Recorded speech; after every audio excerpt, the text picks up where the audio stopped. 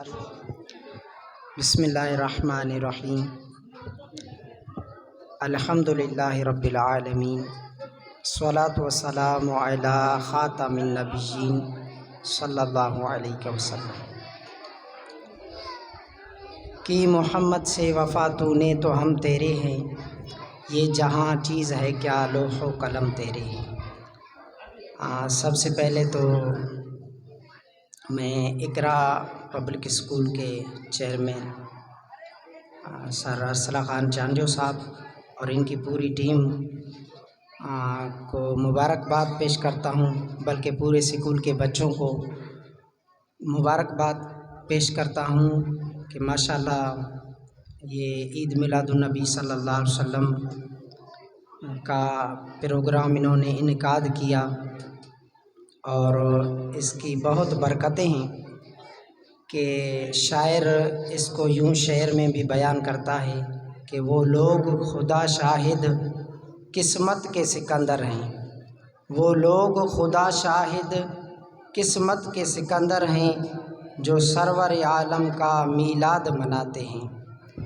شاعر اس کو کہتا ہے کہ قسمت کے وہ بادشاہ ہیں جو پیارے آقا صلی اللہ علیہ وسلم کا میلاد مناتے ہیں، اور یقیناً بہت بڑی سعادت ہے۔ اور آج اس حکم قرآنی پر بھی عمل ہوا کہ قرآن مجید فرقان حمید میں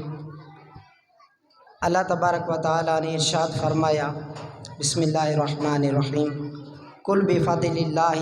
فبذلک فلیفرحوا، قل بفضل اللہ وبرحمتہ فبذلک فلیفرحوا، کہ مفہوم آیت کا کہ اے محبوب آپ فرما دیجئے کہ اللہ پاک جب آپ کو کوئی فضل اللہ کی طرف سے رحمت ملے تو اس پر خوشی کا اظہار کریں۔ تو آج دیکھیں ماشاءاللہ کتنا خوشی طالب علموں نے بھی سرکار صلی اللہ علیہ وسلم کی ثنا بیان کی، اللہ کا ذکر ہوا، تلاوت قرآن کریم کی گئی۔ تو تمام احباب جو یہاں پر میں اور آپ شریک ہوئے ہیں، یقیناً یہ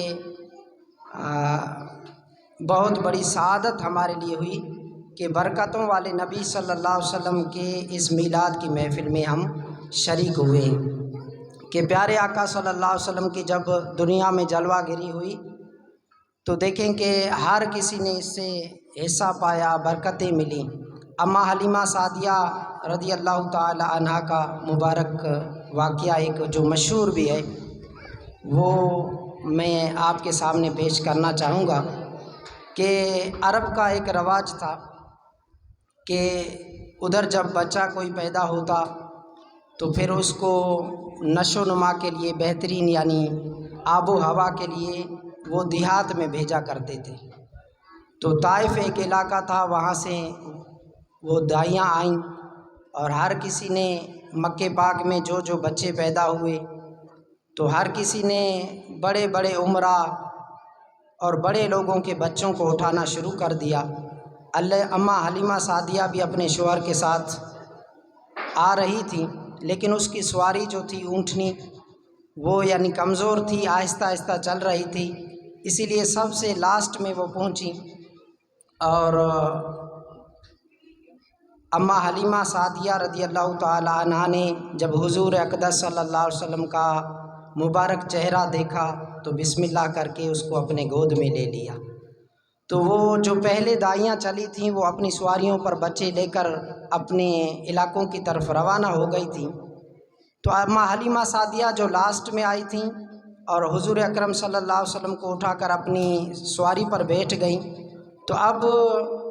اس کہتے ہیں کہ اونٹنی کو بھی پر لگ گئے، یوں سمجھے کہ وہ پہلے جو لڑکھڑا کے چل رہی تھی ابھی اڑنا شروع کر دیا اس نے، اتنی اسپیڈ میں وہ چل رہی تھی کہ سب جو سواریاں اس سے پہلے چلی تھیں ان کو کراس کرتی ہوئی جا رہی تھی۔ تو کسی نے پوچھا، ایسا حلیمہ سعدیہ کیا سواری چینج کی ہے کیا، کوئی اور اونٹنی لے لی ہے کیا؟ تو اماں حلیمہ سعدیہ رضی اللہ تعالی عنہا نے فرمایا کہ سواری چینج نہیں ہوئی ہے، سوار چینج ہو گیا ہے۔ اس پر ابھی آقائے دو جہاں जनाब अहमद मुजतबा सल्लल्लाहु अलैहि वसल्लम तशरीफ़ फरमा हैं, जिसकी बरकतें इसको मिल रही हैं। तो यूँ अम्मा हलीमा सादिया कहती हैं कि बड़ी मुफलिसी के मेरे दिन थे,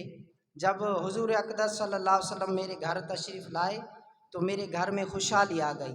मेरी जो बकरियां जिनके थनों में दूध नहीं था, तो वो इतना दूध देने लगीं कि मेरे घर के बर्तन ही भर जाते थे।